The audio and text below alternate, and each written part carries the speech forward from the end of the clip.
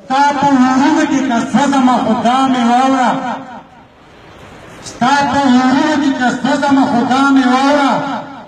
زرګر چې اور له پټې ورکړي نو سره زر وباسي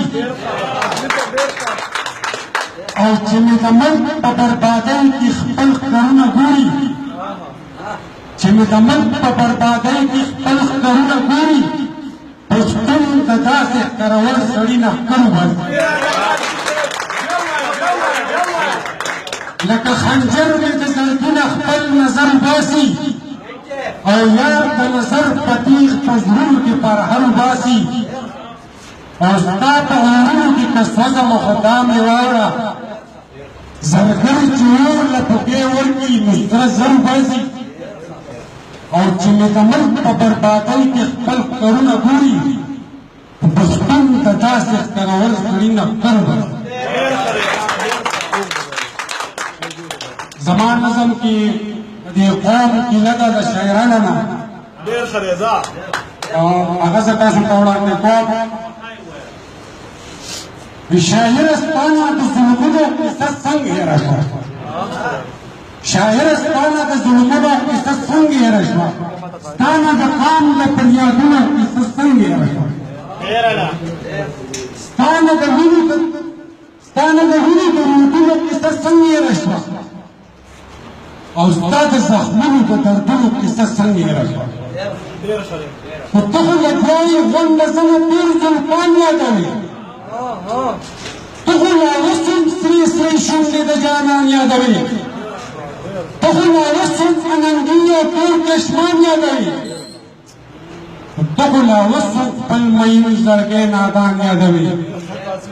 نو هوش دې په ځای کړه هوش دې په ځای کړه د پښتون د سر سودا شوې ده ستا په وطن کې خو قصه د کربلا شوې ده دلته د ظلم او د جبر انتها شوې ده دلته په هر کور کې وینونه او ژړا شوې ده نو تاله د قام په درد او غم باندې غیرت پکار ده تاله د هر پښتني پیغلې عزت پکار دی تاله حیا پکار ده تاکې شرافت پکار دی او مال حیا راځي خو تا ته نصیحت پکار دی نو که ته هوښیار نه شي نو دا وطن به اور واخلي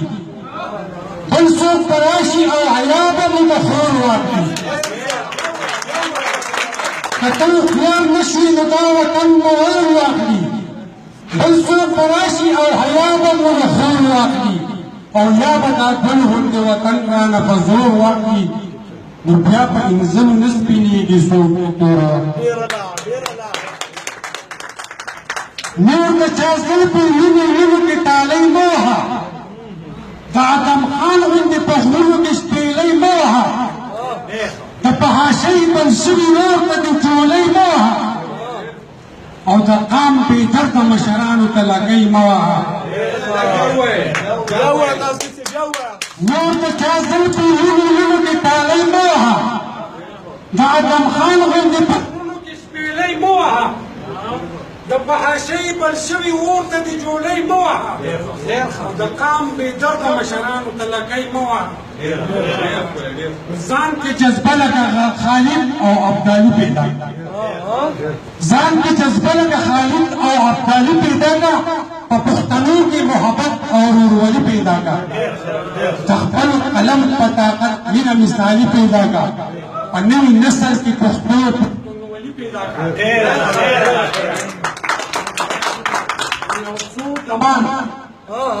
یو څو کمان چې د پښتون د کور حیا وباسي او دا چې فلمونه په پرپنډه په ګډا وباسي په څو پیسو باندې جامې د خپلې نیا وباسي یو څو کمان چې د پښتون د کور حیا وباسي دا چې فلمونه په پرپنډه په ګډا وباسي په څو پیسو باندې جامې د خپلې نیا وباسي نو دې فحاشۍ ته چې زه ګورم زما ستا وباسي نو که ته پښتون یې پښتنې ته خپل عزت ووایه په فحاشۍ او بېباکۍ باندې لعنت ووایه د پښتنو حجرې جرګې ته ثقافت ووایه او خواږه شعرونه د وطن د محبت ووایه او یو ابیبي بجوتې مې د خیاله نه ده د مسلمان بچی انګریز باندې حلاله نه ده د نن ملاله د میوند هغه ملاله نه ده جواب راکړي د نن ملاله د انګریز د کور دلاله نه ده